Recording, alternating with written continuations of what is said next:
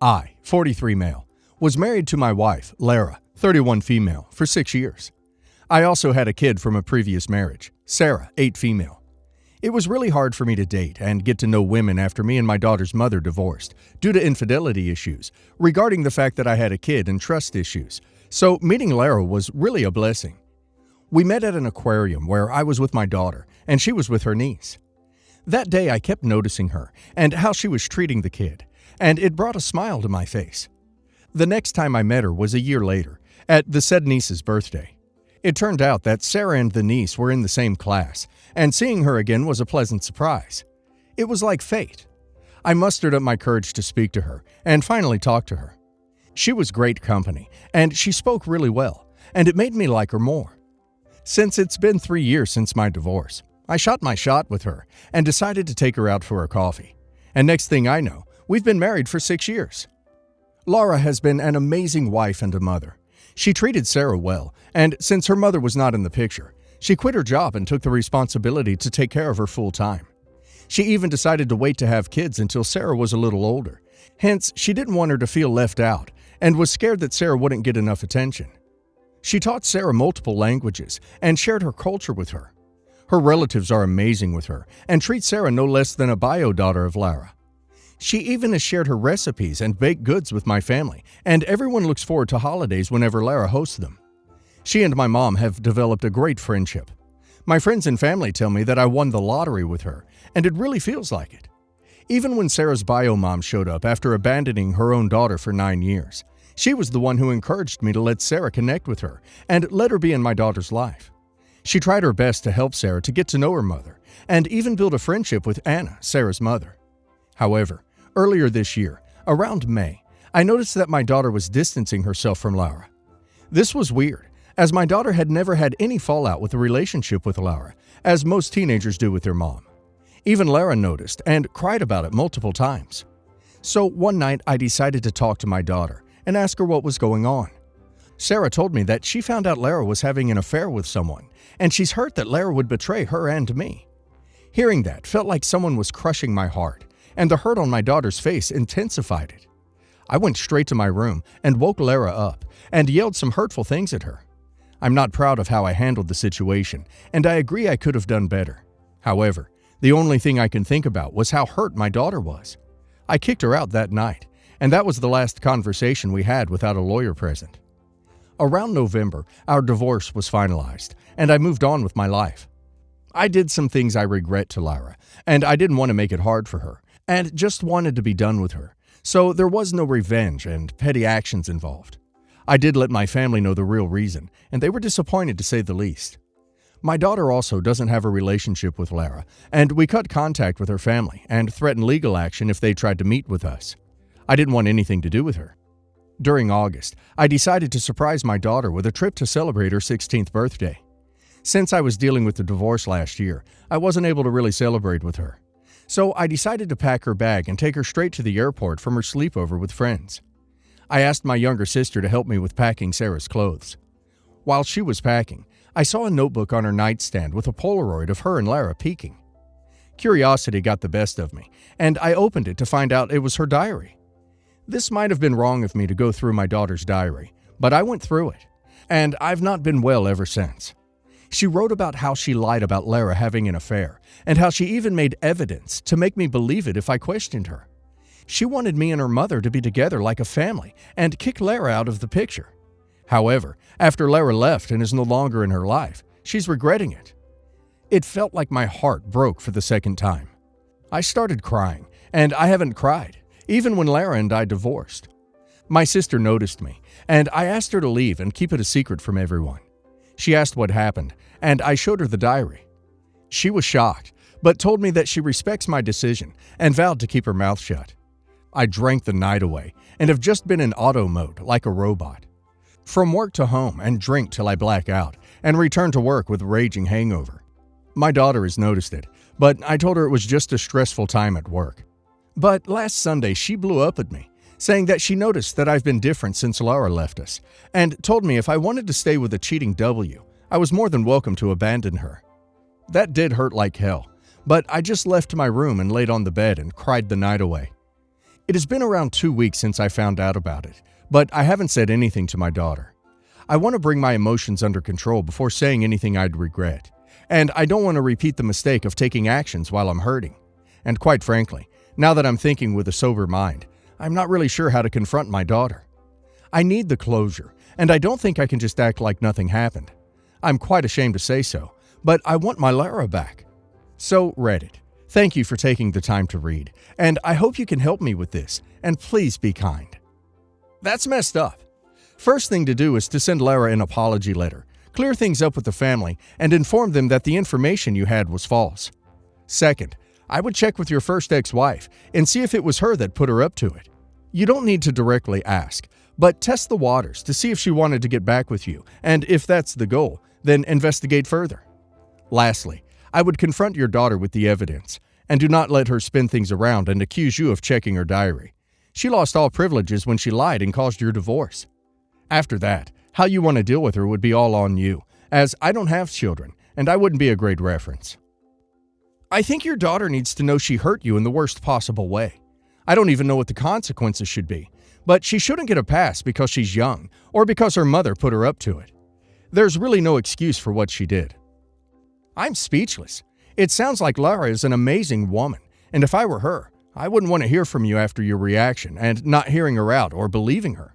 I think she is owed an apology and explanation now that you know your daughter lied. I just wouldn't expect anything from her in return. As for your daughter, at 15 or 16, this behavior is incredibly immature and malicious. Lara raised her, and she threw away that mother-daughter relationship for someone who abandoned her and randomly showed back up in her life. Your daughter needs therapy. For context, my maternal grandmother is the one who passed away, and my sister and I always called her by the Portuguese word for grandmother, vavó, or vô. I butchered the spelling. My biological mother is Vo's second and youngest kid, with there being a 12-year gap between my aunt and mother. As a result, my cousins from that aunt are way older than me, as I spent a decent part of being a toddler as the flower girl at their weddings. The cousin in the story is my cousin H, 15 years older than me. Given the gap in age, my Vo was super involved with my sister and I, as well as her great-grandkids from my older cousins. I was very close to Vo, and still say even now that she was my very first best friend in this world. As she aged, Vo's health got worse, and by the time I was in high school, she was on oxygen around the clock for her emphysema. When we were kids, she had paperwork drawn up like a will, healthcare proxies and others, just in case something happened, but we couldn't sign it as we were under 18 back then.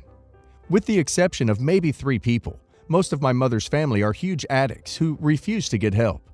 Vo didn't trust anyone other than my sister, my cousin Steve, and me, and as soon as we were old enough, Vo asked us to take her to have these documents updated. Vo named my sister and I in the updated docs, and I had a professor at school review the docs with me as well, so I understood them thoroughly. Steve was newly married, expecting his first child, and renovating his new home, so Vo didn't want to stress him out more. Whenever a decision needed to be made on Vo's behalf, my sister and I would include him, and as someone older than us, we looked up to him. His sister, H, was a full-fledged addict on top of being entitled and snobby. Her husband, now ex, owns his own masonry business, and they did well for themselves. But when I was in junior high, she somehow managed to steal $10K out of Vo's savings and opened a credit card in Vo's name. I was pissed. My Vo was devastated that H did this to her. Fast forward a bit, and during my early 20s, I get news that my Vo has a bad case of pneumonia and is hospitalized. During my school winter vacation, I spend every day with her, and the doc says to me she'll be discharged the next day since she's better. I return to school at the end of break, and I get a call 2 days later from my sister. The long and short of it is that Vo took a bad turn after discharge, and it doesn't look like she'll survive. I raced back home. What was a 2-hour drive took maybe 90 minutes. I make it in time to say goodbye. I came in, held her hand, and gave her one last kiss on her cheek. She died about 10 minutes later. As everyone was in the elevator leaving, H asks Steve, sister, and I why we were the only 3 people the care team would speak to privately. We shrug it off, in no mood to fuss. Sis and I get to work arranging the details of the funeral, wake. Vo's church has a beautiful memorial for her, and after we get back to my sister's house, H starts her crap again. She had been snooping and learned that Sis and I were named as the proxy, power of attorney, with me as the primary. I confirmed that to H, and she also read something about the will and that I was the executor. She starts her damned and entitled Karen act when I confirm the will is correct. H: why you of all people? You're just a kid. OP: I'm 22, not 5. She picked me because she doesn't trust most of the family. H: whatever. Just give me what Vo left me and I'll go. And I'll take whatever she left for my kids, too. H has 2 kids named Courtney and Cody. My sister, Courtney, and I were left a necklace and a ring each, and a little money. Cody got roughly 9 to 10K, as he didn't get much in the way of items passed down. Vo didn't think he'd want woman's jewelry. However, she also gave me her old engagement ring to hold until one of you kids get engaged and want it. J: what are you on about? H: give me my money and my kids' stuff. J: I can't. H: why? J: well, if you read the whole will, you'd know that you didn't get anything. H: why? J: because Vo said you already got yours when you stole her identity and retirement savings. H: whatever. Give me the stuff for my kids then. J: I can't. Vo had me promise not to give anything to anyone other than the people listed. I can't give you my sister's inheritance for you to give to her. It goes direct to her. Guys, H is near 40 and throws a tantrum in the driveway and calls the ducking cops on me. Tried saying I stole everything and assaulted her. It backfired on her. Cops ran all our info, and H had bench warrants in 3 states. I just can't. She also wanted me to pay her bail. I told her to pound sand. Edit: this all took place a few years ago, and I ran into my old teacher who knew the situation as she was friends with my Vo since they were little girls. I was reminded of this situation when Vo's friend and I had coffee together after running into each other. I'm surprised Vo didn't press charges against H for stealing her identity and money. If I were you, I'd put H's kids' money in a trust where they can access it when they are the appropriate age, so their mother can't touch it. I'm sorry for your loss. Your grandmother is in a good place. 100% always put it in the will that the money goes into a trust for the person. A trust cannot be taken by the government, make you spend it all on medical bills. If you need Medicaid. Plus, you won't have to pay gift taxes, and maybe not be considered as taxable income if worded correctly. Example, for college, wedding, future things. I've seen people lose Medicaid after they inherit as little as $2,000, and they had to reapply. Plus, spend that $2,000 on medical bills. It cost the family $7,500 to get a lawyer to get it back. So always say the money goes into a trust, and you can limit how much comes out and what it is used for.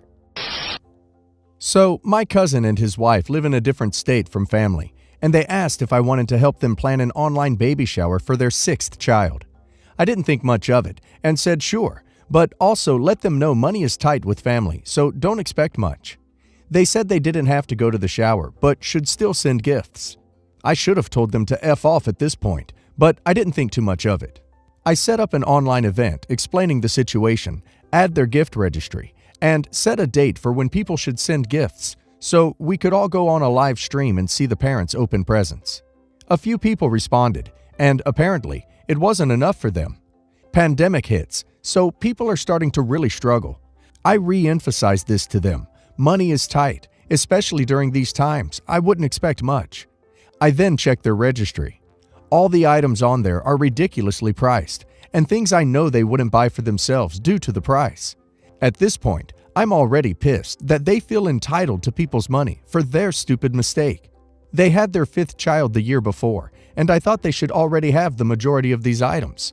I get some messages from my cousin that people are just not being enthusiastic enough about the online, so they want to drive 5+ hours to a family member's house, when the mom is full term from a heavily affected pandemic area, to throw a real shower. I told him he's stupid, considering that family member has older relatives living with them, and they're going to get everyone sick. Plus, our family is financially struggling due to pandemic. They're not thinking about your stupid shower. He demands a list of people struggling. I can't even believe the audacity. I cancel the event, return his gifts, and stopped speaking to him. I thought that was the end of that. But then I get an invitation in the mail to their stupid baby shower and how they're so excited to receive gifts. And their top 10 needs are listed. The whole thing was so tacky. I couldn't believe them. Then it's her birthday. She keeps posting her registry on Facebook trying to get more presents. They make another event which I declined just to prove a point. And to this day, they are still bombarding people on Facebook for presents. They're super passive too, and will post a thank you to the idiots who actually sent them something and tell them only the good ones send stuff. I wish I was making this up. My cousin and his wife are so entitled it's disgusting. I returned everything I bought them on principle, but kept their baby wipes to wipe my dog's butt with. She deserves it more than them. Can I also just say that it's pretty entitled to expect a baby shower for their 5th, actually 6th, I read wrong, baby. Usually, people only have a baby shower for their firstborn, and maybe a small gathering for their second, with maybe a few gifts. I've never heard of someone having a shower for every single time they get knocked up, let alone opening up a registry. Bunch of entitled ankles. After the 5th baby a year ago, they should already have everything for the 6th baby this year. Entitled buttheads are pulling a gift grab. My husband cheated on me 10 years ago. We were going through a rough patch and he ended up having an affair which lasted 2 months before I found out. We had 2 children at that time. I made a very difficult decision to work things out for their sake. Since then, he's been completely transparent, full access to phone, emails, etc. Always home on time. We've been working on our relationship, have regular date nights, counseling, working on getting couples time together. And last year, he even made a journal which he wrote in every day for a year, listing daily all the things that he appreciates about me. He gave it to me for Valentine's Day and included every ticket stub and a coaster or receipt header of our date nights. Needless to say, I was incredibly touched, and a part of me felt like we'd really moved on at last from everything. Last weekend, we had a family function, and my sister-in-law and husband were in the kitchen drying the dishes when my sister-in-law, husband's sister, and him got into an argument about my cousin, my sister-in-law thinks is in an aggressive relationship. I think my husband only got part of the context because he was trying to explain how my sister-in-law may have been misconstruing what my cousin's significant other might have said. From what I heard, my cousin's significant other's statement was fairly innocuous. He blamed her for taking the car when he claimed to have needed it, but taken in consideration of other stuff he's done, like blaming my cousin for things he's forgotten to do, or tell her he's never wrong, and making her feel like she's forgotten or remembering wrong, or she's the one who's overreacting or incompetent. My sister-in-law was trying to explain that he has a pattern of this behavior, but my husband was saying that these little things happen, and you can't let little things like that ruin a relationship. Then, my sister-in-law fired back with something like, "You think sleeping around isn't grounds to ruin a relationship, so what the hell would you know?" We all heard that because their voices were getting raised. My husband came out of the kitchen really red-faced and just told everyone he was going for a walk. He came back about a half an hour later. I was texting and calling him, but he just asked me to let him clear his head, and he'd be back soon, and to have the kids ready to leave. I gathered them up and he waited outside. He didn't say goodbye to his parents or sister, but he had brought me flowers along the way somewhere. When we got home, he was quiet, but we did talk about it last night. I told him more background about why his cousin was in an aggressive relationship that my sister-in-law had told me, and that her and her mother-in-law were really worried about my cousin because it didn't seem like she was eating because he'd made comments about her weight, and that she was no longer perky and upbeat like she used to be. The cousin is also suspicious that her boyfriend might also be cheating on him, but has no proof. He kept saying he didn't know that.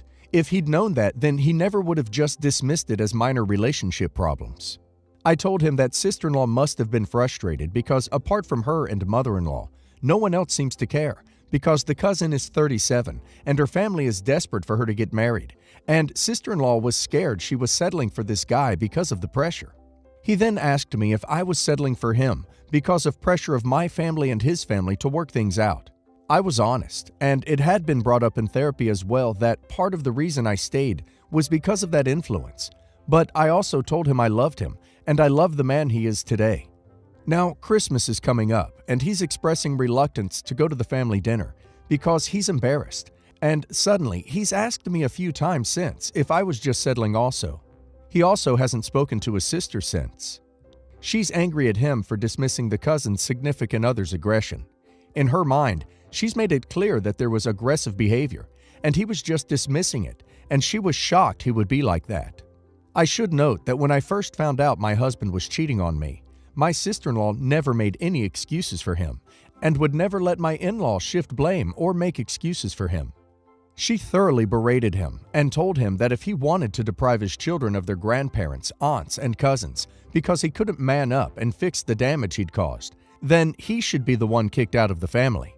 In the early stages, she's also been pushing him hard to come up with date nights, offering to babysit so we can go out, and also have our kids sleep over together, even telling him to do chores and pick up more around the house, and told him off when he initially didn't want to go to therapy, and calling him a coward, and asking him if he'd put up with her husband treating her the way he was treating me.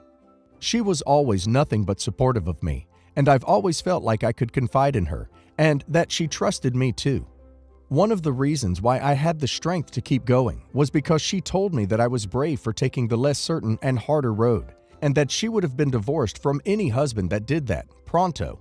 They used to get into major arguments, but eventually he'd see that she had a point, and they've always gotten past it, and she eased up once he started making a genuine effort in the relationships. That said, she hasn't mentioned the cheating in well over 8 years. I want them to make up and have things be okay again, not just for his sake, but for mine and our children too. They are very close with their aunt and my niece's nephews. I get that it stings for my husband to have that brought up again when we've moved past it, and I feel that comment from my sister-in-law was unwarranted, but I don't want to seem ungrateful for her support all these years. What can I do or say to both sides before Christmas? People will always remember what he did. This is one of the consequences of his infidelity. If he wants to ask his sister to please not use it against him in the heat of the moment, then he can. Same as any other sensitive spot. But he must be aware that even if his sister agrees, others may use it. It's going to be something he'll have to get used to happening. All he can do is manage these situations as they come.